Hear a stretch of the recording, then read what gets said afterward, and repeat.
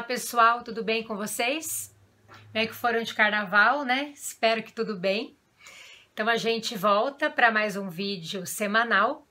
E hoje, pessoal, eu queria falar um pouquinho com vocês sobre as funções essenciais à justiça, né? Não sei se você já deu uma olhadinha lá no CPC, no índice do nosso Código de Processo Civil. Você vai verificar lá num dos livros da nossa parte geral, gente, que há um livro específico ali falando sobre os sujeitos do processo, que são as pessoas que atuam numa determinada relação processual.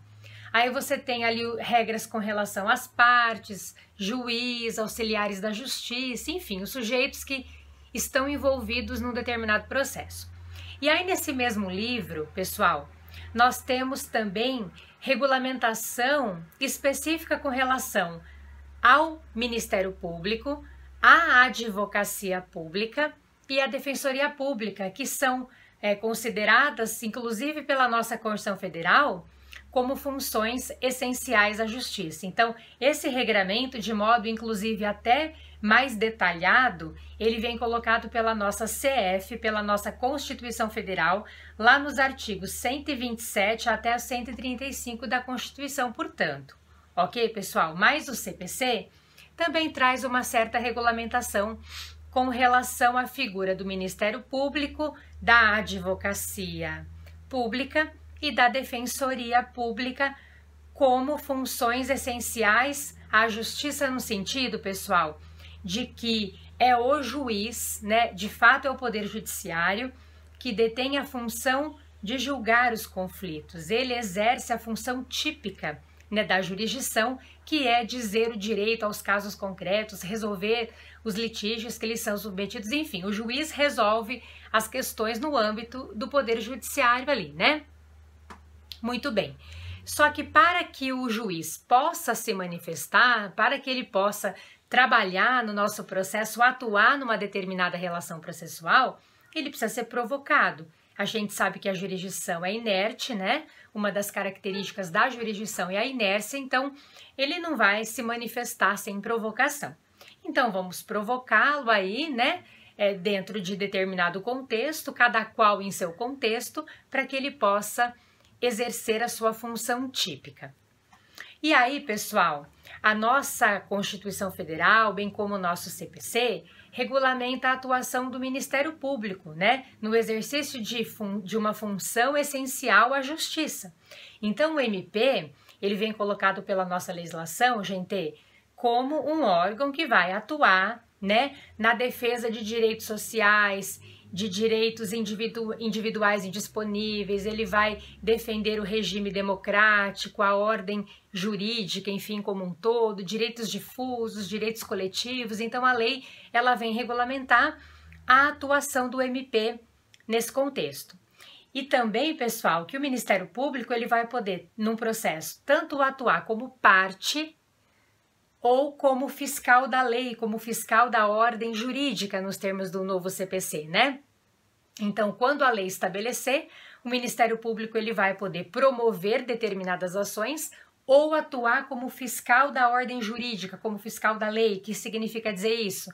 Ele vai acompanhar uma determinada relação processual, né? Quando há interesse de incapaz, quando você tem interesse social, enfim, a lei regulamenta de maneira específica quando ele vai atuar como fiscal da lei para cuidar daquela relação, observar, de fato, se manifestar também, inclusive, nesta determinada relação processual que está tramitando. Tudo bem, pessoal?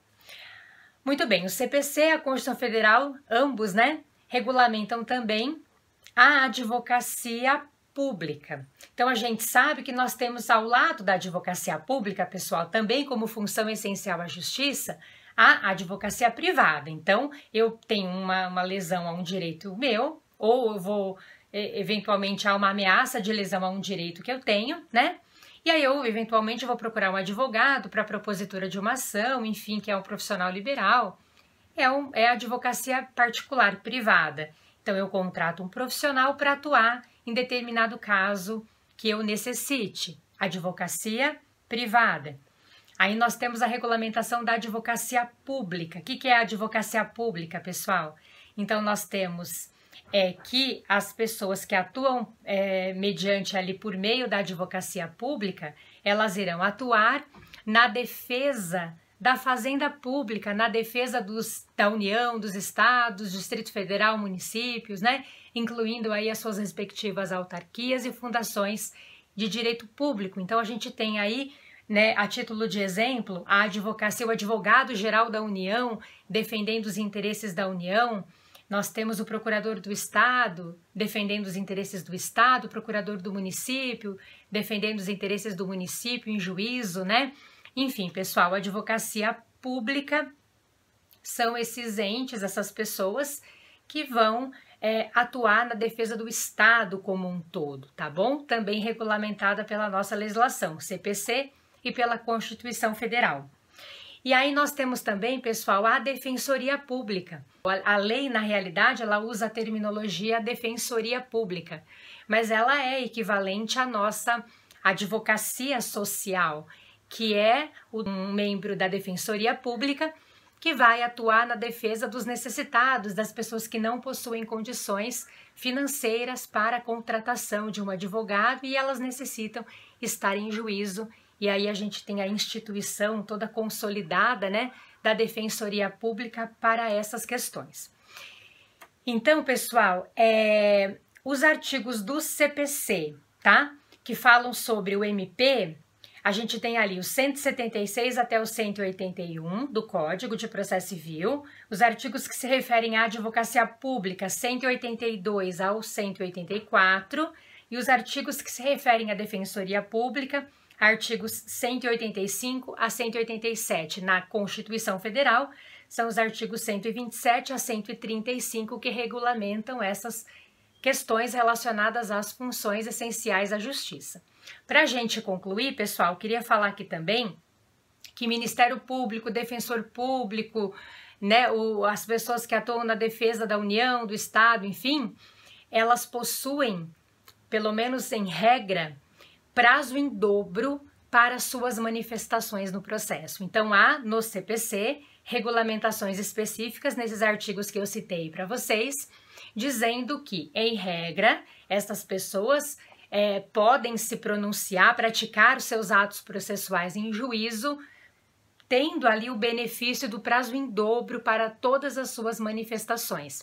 E aí a lei ressalva, pessoal, que na verdade esses entes, né, não terão direito a esse benefício do prazo em dobro se eventualmente houver uma lei específica definindo de maneira expressa um prazo próprio específico para a prática de ato processual ali, né?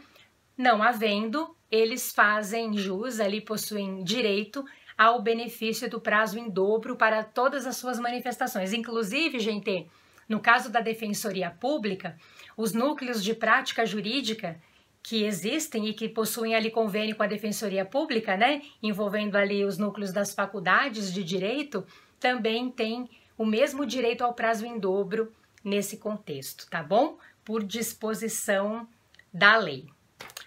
Tudo bem, pessoal? Então era isso por hoje. Espero que vocês tenham curtido o vídeo. Esse tema é legal até para quem vai prestar concurso público. É um tema bastante interessante e muito pedido em concurso.